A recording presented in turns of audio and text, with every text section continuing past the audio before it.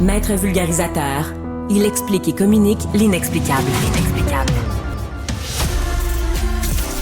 Mario Dumont. De la musique aux oreilles. Mais la nouvelle loi sur la laïcité qui étend ailleurs qu'à l'école l'obligation ou l'interdiction de porter des signes religieux pourrait, semble-t-il, faire perdre de la main-d'œuvre, entre autres au niveau des services de garde là, qui seront dorénavant visés. Quelques départs de gens qui veulent pas se soumettre à la nouvelle loi. Daphné dit, on vient documenter l'affaire dans le journal. Bonjour, Daphné. Bonjour. Ouais, et on utilise l'expression la pointe de l'iceberg, là. Oui, tout à fait, parce que là, il y a des licenciements qui ont commencé. On a le cas d'un centre de service scolaire dans les Laurentides, qui est au Mille-Îles, qui a mis fin là au lien d'emploi avec une douzaine de personnes. On parle principalement d'éducatrices en service de garde qui donc ont refusé d'enlever leur voile, leur hijab, et donc qui doivent quitter leur emploi. Là, parce qu'on dit, c'est toujours délicat, on dit le centre les a congédiés. En fait, c'est elles qui ont décidé, là. Je veux dire, elles ont été placées devant le choix difficile entre leur symbole religieux et leur emploi, puis elles ont choisi leur symbole religieux. C'est elles qui décident en bout de ligne de sacrifier leur emploi. Ben, vous l'avez dit, le choix, c'était pour garder leur emploi, il fallait qu'elles enlèvent leur signe religieux.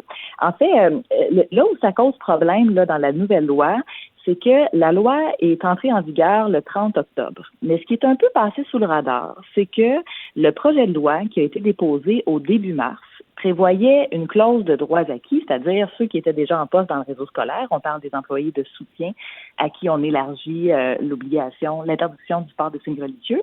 Donc, la clause de droits acquis devait s'appliquer, mais elle s'applique à partir du mois de mars. Donc, la date du dépôt du projet, ouais, c'est ça, hein?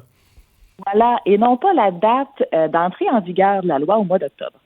Donc, entre les deux, le réseau scolaire n'était pas tout à fait au fait de cette nuance-là. Et donc, les centres de services, ils ont embauché des gens, surtout pour la rentrée, donc des nouveaux employés, des femmes portant le hijab dans les services de garde. Et là, ils se sont rendus compte au cours de l'automne qu'ils devaient mettre fin à leur lien d'emploi si elles refusaient d'enlever leur signe religieux, parce que ces gens-là avaient été embauchés après le mois de mars. Donc, c'est pour ça que là, on se retrouve avec des congédiements dans le réseau scolaire, ou du moins des gens qui quittent parce qu'ils veulent pas enlever leur signe religieux. Est-ce que l'inverse, parce que dans le cas des enseignants, on avait quand même eu des rapports qui c'était partagé, mais il y en a un certain nombre qui avaient choisi. Dans le fond, quand on dit enlever leur signe religieux, ils ont le droit de le porter en tout temps et en tout lieu, à part qu'au travail. Là, ils peuvent faire ce qu'ils veulent la fin de semaine sur la rue, doivent l'enlever sur le lieu de travail. Puis il y en a qui l'avaient fait là, pour enseigner. Est-ce que dans ce cas-ci, ce que tu entends comme rapport, c'est qu'il n'y en a aucune qui se conforme à la loi? Mais là, c'est encore trop tôt pour le savoir, malheureusement. Là, on a l'exemple d'un centre de service. À Montréal, là, les centres de service attendent des précisions du ministère de l'Éducation pour voir un peu ce qu'ils font avec ça.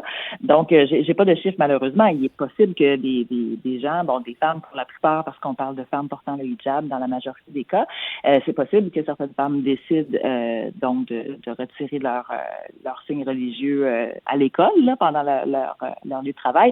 Mais ce qu'on entend surtout, c'est que la grande majorité vont refuser de le faire, parlent d'un choix impossible, déplorent qu'elles sont dans cette situation-là et risquent de quitter. Là. Ouais. Est-ce que les directions d'école, les gens qui embauchent se disent, ça crée, je suppose, un certain vide, ils se disent placés en difficulté par ça? Bien, c'est sûr que toutes les directions d'école, ou en fait la plupart, toutes les associations de direction d'école et la plupart des gens qui embauchent ces gens-là vont déplorer la situation parce que ce sont quand même des femmes qui ont créé un lien avec les enfants. Perdre son éducatrice en service de garde en plein milieu de l'année scolaire pour des petits, évidemment, là, ça crée de l'instabilité. Les parents le savent, là. C'est sûr que c'est pas vu d'un bon œil et les directions d'école se demandent aussi comment ils vont faire pour remplacer ces employés-là qui partent parce qu'il y a déjà une pénurie dans le réseau scolaire. Il y a déjà des postes vacants dans les services de garde, donc ça crée tout un casse-tête. Eh bien, ça va être une situation certainement à suivre et à surveiller. Merci de nous avoir parlé ce matin. Daphné Dion-Vient, journaliste au Journal.